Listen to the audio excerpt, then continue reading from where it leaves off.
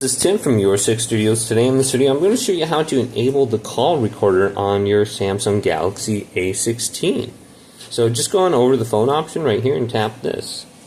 Then go up to the top right, to the buttons, and go to settings. So on the top here, once we go to settings, we got call recorder on the top. Just make sure you have it enabled right there. It says auto record call. Then your recorded calls should be right here if you have anything recorded. I have nothing in there, but it's in your internal storage under the recording folder if you ever go to files and check that out. So it's right here. Then we can back out and go back to settings here. Now under settings, there could be more additional settings for it. So let's go back here, tap settings, and then record calls. We have the storage location, delete recordings older than 1 month. So just make sure it's enabled on the top and you should be good to go.